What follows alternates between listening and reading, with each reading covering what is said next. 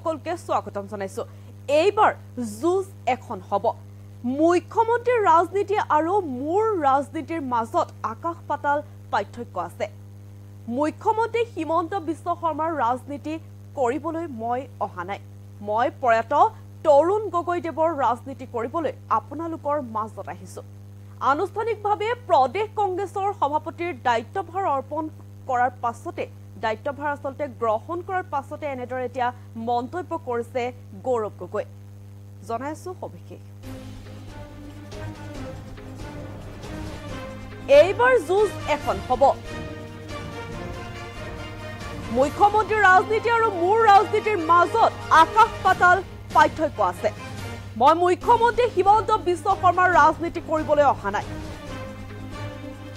মই প্ৰয়াত তৰুণ গগৈদেৱৰ ৰাজনীতি কৰিবলৈ আপোনালোকৰ মাজত আহিছো।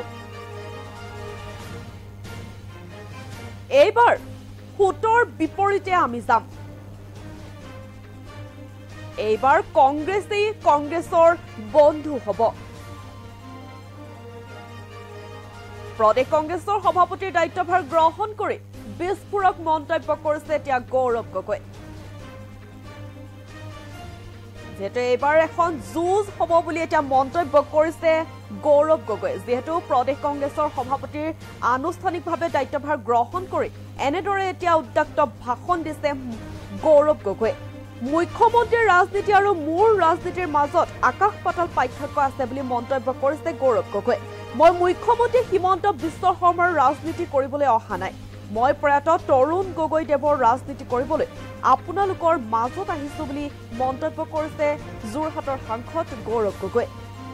এইবাৰ ফুটৰ বিপৰীতে আমি যাম। এইবাৰ কংগ্ৰেছেই কংগ্ৰেছৰ বন্ধু হ'ব আৰু প্ৰদেশ কংগ্ৰেছৰ সভাপতিৰ দায়িত্বভাৰ এনেদৰে গ্ৰহণ কৰি আচলতে এনেদৰে মন্তব্য কৰিছে এতিয়া সাংসদ গৌৰৱ গগৈ। যিহেতু এবাৰ যুঁজ এখন হ'ব বুলি মন্তব্য কৰিছে। মুখ্যমন্ত্ৰীৰ ৰাজনীতি আৰু মোৰ ৰাজনীতিৰ মাজত আকাশ পাতাল পাৰ্থক্য আছে বুলি মন্তব্য কৰিছে। মই মুখ্যমন্ত্ৰী হিমন্ত বিশ্ব শৰ্মাৰ ৰাজনীতি কৰিবলৈ অহা নাই। মই প্ৰয়াত তৰুণ গগৈদেৱৰ ৰাজনীতি কৰিবলৈ আপোনালোকৰ মাজত আহিছো। আৰু এইবাৰ ফুটৰ বিপৰীতে আমি যাম। ফুটৰ বিপৰীতে আমি যাম। লগতে এইবাৰ কংগ্ৰেছেই কংগ্ৰেছৰ বন্ধু হ'ব বুলি মন্তব্য কৰিছে সাংসদ গৌৰৱ গগৈ। যিহেতু আনুষ্ঠানিকভাৱে প্ৰদেশ কংগ্ৰেছৰ সভাপতিৰ দায়িত্বভাৰ গ্ৰহণ কৰিলে গৌৰৱ গগৈ। ৰাজীৱ ভৱনত যোৱাকালি আনুষ্ঠানিকভাৱে আচলতে প্ৰদেশ কংগ্ৰেছৰ সভাপতিৰ দায়িত্বভাৰ গ্ৰহণ কৰি এনেদৰে এতিয়া মন্তব্য কৰিছে সাংসদ গৌৰৱ গগৈ। যিহেতু এইবাৰ যুঁজ হ'ব বুলি মন্তব্য কৰিছে সাংসদগৰাকীয়ে। মুখ্যমন্ত্ৰীৰ ৰাজনীতি আৰু মোৰ ৰাজনীতিৰ মাজত আকাশ পাতাল পাৰ্থক্য আছে। মুখ্যমন্ত্ৰী হিমন্ত বিশ্ব শৰ্মাৰ ৰাজনীতি কৰিবলৈ অহা নাই গৌৰৱ গগৈ। মই প্ৰয়াত তৰুণ গগৈদেৱৰ ৰাজনীতি কৰিবলৈ আপোনালোকৰ মাজত আহিছো বুলি মন্তব্য কৰিছে সাংসদগৰাকীয়ে। মন্তব্য আছে, মন্তব্য আগবঢ়াইছে। ৰাজনীতি আৰু মোৰ ৰাজনীতিৰ মাজত আকাশ পাতালৰ পাৰ্থক্য আছে। মই মুখ্যমন্ত্ৰী হিমন্ত বিশ্ব শৰ্মা ডাঙৰীয়াৰ ৰাজনীতি কৰিবলৈ অহা নাই। মই প্ৰয়াত তৰুণ গগৈদেৱৰ ৰাজনীতি কৰিবলৈ আপোনালোকৰ মাজত আহিছোঁ। কিছু সময় পূৰ্বে এটা তথ্য আহি পৰিছে যে বিগত বৰ্ষত চৰকাৰী মাধ্যমত পঢ়া ল'ৰা ছোৱালীৰ কাৰণে পুনৰবাৰ কংগ্ৰেছ দলৰ এটা দীৰ্ঘদিনৰ ইতিহাস। এই দলৰ নেতৃত্ব এটা সময়ত প্ৰয়াত তৰুণ গগৈদেৱে দিছিল, প্ৰয়াত হিতেশ্বৰ শইকীয়া দেৱে দিছিল। এই দলে ঘাট প্ৰতিঘাত মাজতে সদায় অসমৰ জনসাধাৰণক প্ৰাথমিকতা দি কামখিনি কৰে আৰু সেয়া হ'ল ভৱিষ্যত আমালোকৰ সংকল্প। নিজৰ ব্যক্তিগত স্বাৰ্থৰ বাবে নহয়, অসমৰ জনসাধাৰণৰ স্বাৰ্থত, যুৱকসকলৰ স্বাৰ্থত, খেতিয়কসকলৰ স্বাৰ্থত, চিকিৎসকসকলৰ স্বাৰ্থত, চৰকাৰী চাকৰিয়ালৰ স্বাৰ্থত, আমাৰ সৰু আৰু মধ্যম বৰ্গৰ উদ্যোগপতিৰ স্বাৰ্থত কংগ্ৰেছ দল সকলৰ সহায় বিচাৰিব, সকলক সুপৰামৰ্শ বিচাৰিব আৰু সকলৰ লগত থিয় দি কংগ্ৰেছ দল অসমৰ ভিতৰত এটা সবল স্থিতি গঢ়ি তুলিব।